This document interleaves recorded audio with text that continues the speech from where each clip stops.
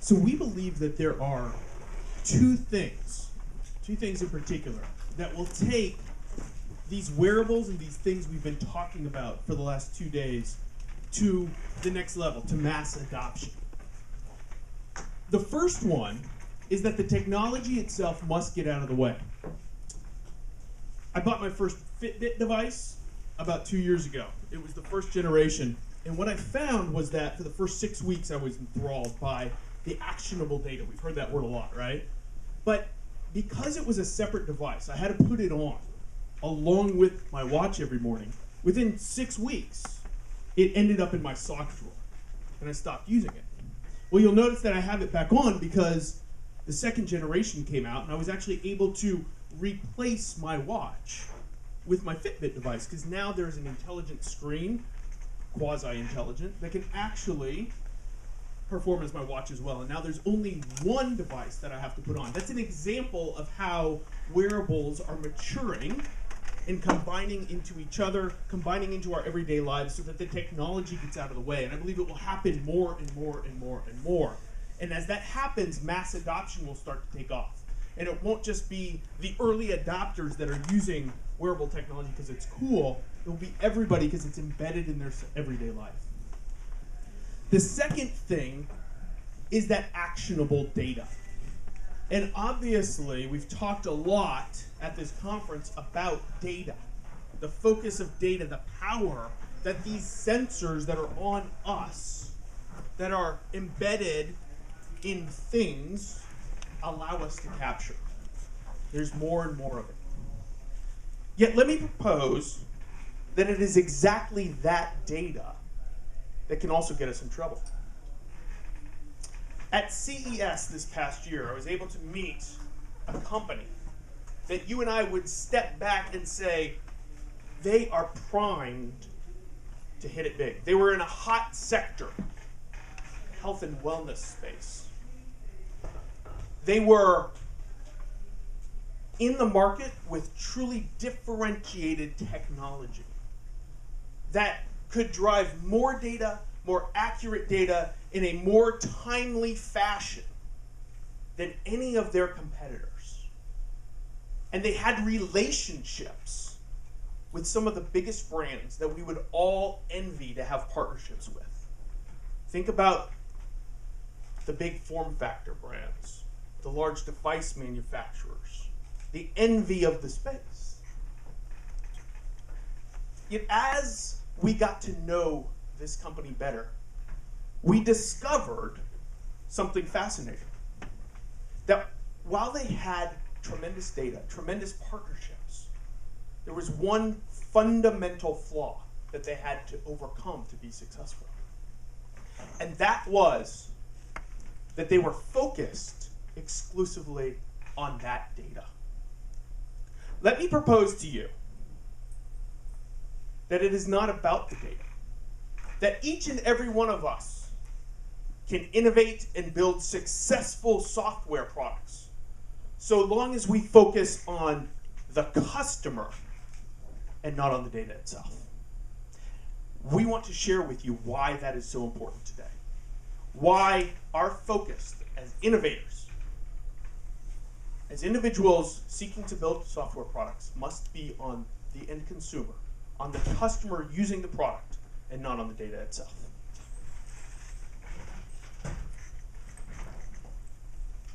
So we fundamentally believe that all products should start with the customer in order to choose the right, have all the right things in place. And the first one is really the right market. So we have a client in fitness and wearables, and they had some really cool technology, and they were looking to pair their hardware technology with a data strategy that was really going to leverage their unique understanding of physiology. And so we kind of imagined our market as the start line of your neighborhood 5K. And at the very beginning, you have the people who are super intense.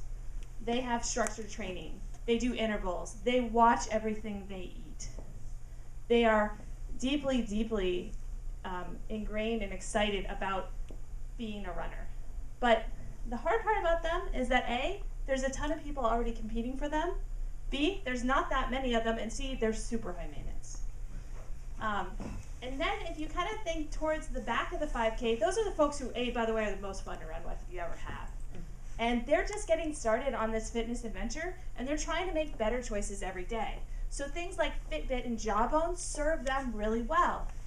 And they haven't necessarily graduated to the type of high-end Garmin's, Polars, and Timexes, or the Adidas watch that you saw yesterday in that top part. But what we said was, and our client was really smart about this, they said, we want to serve the people in the middle.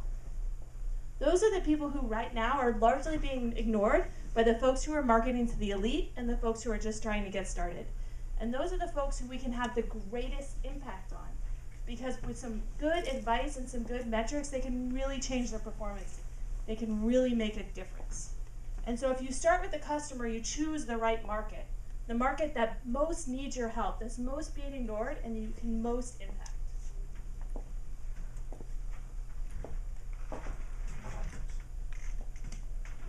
As you're building your product, most of you here are probably, excellent, are probably in the software space, probably a smaller fraction in the hardware space.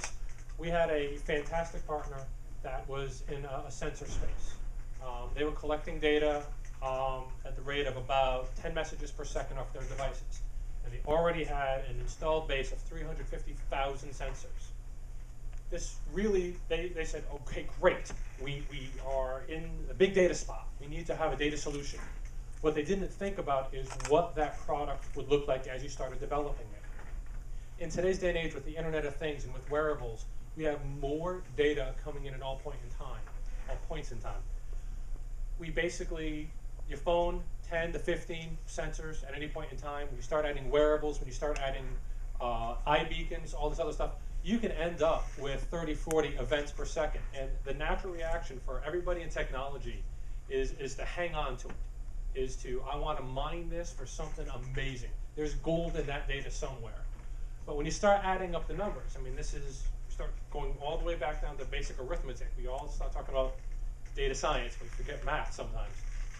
At 3.5 million per second, that's 9 trillion messages a month for this one customer of theirs. If the average size of that message they have is just half a K, and we saw from the Adidas presentation yesterday, they're measuring 200 per second, and they claim that their data line is as wide as the building is long. That ends up coming out to be about 4 petabytes of data a month. Everyone's heard the concept, well, storage is cheap. And it is, except that data is vast. The volume that we're talking about when you start listening to all these sensors and you start holding on to all this data gets kind of ridiculous really fast. You don't want to be a victim of your own success. If you were to store this up on Amazon, you'd end up paying somewhere between $45,000 or $126,000 every single month.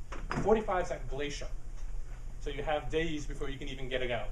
This is not counting processing it. This is not counting anything but just storing it. What you want to avoid, and we've been kicking around this term, you don't want to be data hoarding. Figure out what product you're building, what the other end of that funnel that this data could show you could represent, and work your way back. Store samples of data. Store calculation, aggregation, until you know for sure that you are in that data science space. It may not be this deep algorithm that brings your product to market.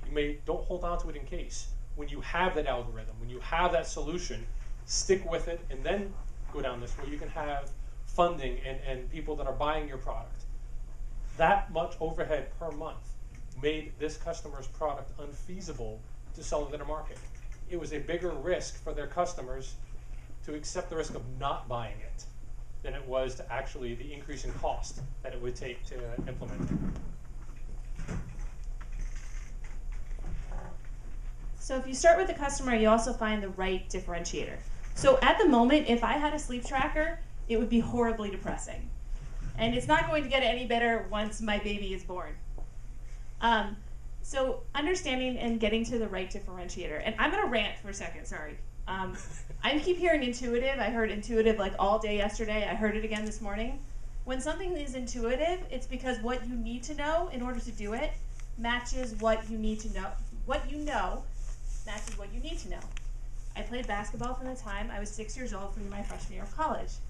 If you put an orange spherical object in my hands with lines on it and bumps, I know exactly what to do with it. It's completely intuitive because I had all that training.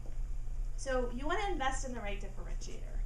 And when we go back to that early example of the 5K, my friend who's a World Bank economist with a PhD, if he thinks it's the right amount of data for him, it's not the right amount of data for my customer because that's too high.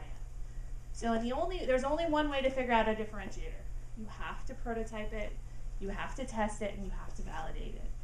And in one of our clients, they initially came in with a certain differentiator that they thought was really going to make the market work. And as we started to go through our very structured process, where we do prototyping, we go to market every week with customers, we really learned that the differentiators had to be something different. And that really changed everything that they did. So there's only one way. Either you're going to go out to market and your differentiator's not going to be right, but wouldn't you like to find that out earlier? And to kind of go along with that, it has to be the right investments. So when our health and wellness client found out that what people really wanted who were in that core group and that core audience that they were looking for was actionable recommendations to help them get faster, structured workouts to get them faster, they had to completely change their R&D roadmap. Because they thought that their right answer was something else. But by listening to their customers, they were able to align the right investments that were really going to make the difference for their product. And just last week, we signed a new client. We're super excited about them. They're in the automotive space. And when they came in, they said, we've got these great partners. We've got this great technology. We have this incredible deep knowledge of the automotive industry. And we're trying to figure out what we should do and what investments we should make. And we really don't want to outsource our core technologies. And we said, we don't want to do those for you. Make the investment in your core intellectual property, make the investment in your core data scientists, and use a partner like us who can really help speed you to market. Because investments are hard, but invest based on who the customer is, what the market is, what the product needs to be, and what the competitors are. Don't get distracted by the data, because it will lead you down a path where you could have people doing all those things, but you're spending their salaries on storage. The bottom line that we want to leave you with is this, that this is an exciting time with wearables, with the Internet of Things. There absolutely is the potential to disrupt total industries based on this new technology. But we're at a very immature point in time. This sector right now is focused on the hardware, on the vast amounts of data. It's time for the industry and each and every one of you to switch that mindset from looking at the data to looking at the customer. We have to look at the customer so that we can identify the right market, build the right product, find the right differentiators, and make the right investments. That's how you build sustainable innovation. That's how you don't just come up with a concept, but build a software product that is viable, that is self-funding, that can be ultimately successful. Well, that's the structure part. Let me make sure this is on. That's the structure part of it. And I had one question before we got started, so I wanted to kind of toss it over, which is, what do we see on the horizon, and what do we think is the next thing? So, David, you want to take that? Yeah, I can. There's all sorts of different things. I'm not sure that we have figured out exactly what that wearable device that takes off is going to be. We do a lot of work in our own R&D labs to identify and play with emerging technologies and innovative applications of technology. Things like Google Glass we've been playing with, and we don't believe that's going to have mass appeal. We believe that there's a niche market in certain industries, manufacturing, potentially medical, within the operating room, potentially in tourism, different places where that is a niche product that could stick, but we don't think it's going to be a niche that takes off. The smartwatch, I think, has some potential. If you look at the devices that are already on our wrist, and you can imagine them advancing, there are some reasons to believe that'll be the case. We look at the wearables. I I think what I see more than any one form factor that's going to take off, or one product, is this trend that those devices that are becoming more successful are the ones that are figuring out how to get out of the way. They're the ones that are blending in to what we already do on a day-to-day basis. People do not want to stop and use technology. They want technology to be working in the background in something that they already do. So that's where I'd be looking for that next generation of product. I'd be looking for those things that are getting out of the way. I mean, just think of computing devices, going from the laptop to the mobile device, now wearables. It's all technology bleeding into the background. Those are the things I'm looking for, is things that really take that philosophy to the next level. And I want to add a little something on that. We've seen a trend. We've gone from detection, like if you think of Apple Health, you're seeing a graph of your heart rate. Well, that's all well and good, but what does that mean? I think that the future trends are going to be taking this data, taking all of the stuff that we can, like I said, we have so many sensors in these things, and turning them into like big data little results. Like the government guy was saying, run from the bear to the, by running left. That's what you're going to go after. Your mass market is going to be, they don't want to see all the data. The people at the front line that are checking the pulse before the local charity 5K, they want to see all the data. And if you're after them, go for it. They have big pockets, but a lot of people are eyeballing. But that middle of the crowd, they want to do better than they did last time. So the answer you tell them is don't show them their heart rate and their 200 measurements per second ECG. They want to say, you know what? Why don't you run 1.5 miles today instead of 1.25? And then go back down to 1 next week. Keeping it digestible for the user is the next step. We've seen the Atlas wearable demo yesterday was fantastic. It was the next step of detection. Not that you've gone 5 steps, but those 5 steps were at a jog. You were doing jumping jacks. We're evolving the detection. We should now evolve the recommendation that comes out of that. And I think that's where a lot of the future of what comes out of wearables will be. What other questions do you all have for us? Be shy. We don't bite, I promise. How do you think government regulation is going to play into all of this, especially with the class 1, class 2, class 3 devices? Yeah. So the question was, how do we think government regulation is going to play into all of this? You know, I won't pretend to be an expert on regulation, but I can say what I see in the market and in the industry. I see commercial entities running away from areas that are regulated. So, for example, we have a health and wellness practice. The biggest growth that we see is coming from those that are focused on physical fitness and wellness, not on health. And we hear very deliberately from our clients all the time, one of the core reasons they're there is because it's not regulated. And they believe that they can have a significant impact in an area with this technology without having to get boggled down into the FDA regulations, into all those types of things. So I think when it comes to privacy and security, all those things, those will happen.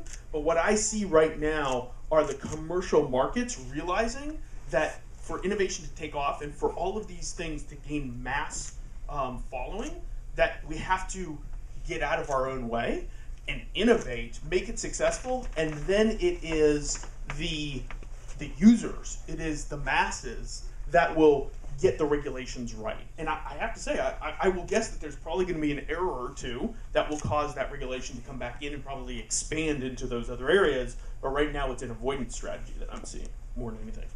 Which might be a reason to go that direction, because so many people are moving away from the regulation, which means there's an untapped market with dollars if you can figure out how to penetrate and how to understand and work within those regulations. So it's not the easiest opportunity, but it's probably it's easier than going up against 20 brand names that are all competing for the same small market share in the health and fitness market. But the gentleman over here, I think you had a question?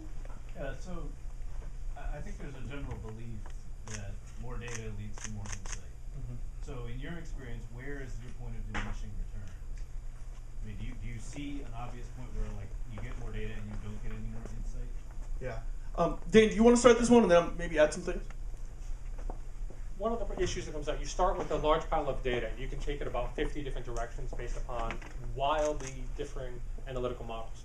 I think the point of diminishing returns is when you don't know what you want to get out of it. Panning for gold in a data lake is not a fruitful endeavor. I've done it. It was awful. You spend all day, well, let me try this. Let me try connecting this algorithm. Oh, wait, no, I didn't really find me anything useful. I worked in the DoD space doing this, doing 30+ million Intel reports I was trying to cross-analyze. There were so many rabbit holes that I went down with no benefit at all. When you start from what you want to get out of it, you're collecting data and you're in this space for a reason. You have kind of a sense of some aspect of this. Everybody brings something different to the table. Let's say I'm an expert in, what the heck, Tough Mudder. So I ran one this year and I'm running 2 next year. The data I get, how can I help somebody train for a Tough Mudder? I start from what the customer is going to get out of it. And then I see what data should I collect to get there. Don't collect wide and then figure out what's in there later. Because all you're going to get is a big giant pile of data. And you won't have any focus. Because you can take that and it's too wide, way too wide of a berth to follow any path that you don't already have in your head. So what I would say is, from the product and UX side, is I don't care about the data until I have a reason to. Until I have a customer who has a problem that I can solve with data, I don't care about data. And I'm not necessarily going to spend a lot of my time analyzing data, trying to put it in, ingest it, transform it, drive insights and pull it out until I know there's a reason to do that. Because that's a very important investment that I'm making in my product's future, and I'm not making it without having prototyped it out so I can kind of show what it'll look like, put it in front of customers, and have customers say, I want that. What other questions? All right, very good. Well, thank you all. We appreciate you coming, and we enjoyed sharing a little bit with you and look forward to connecting with you afterwards.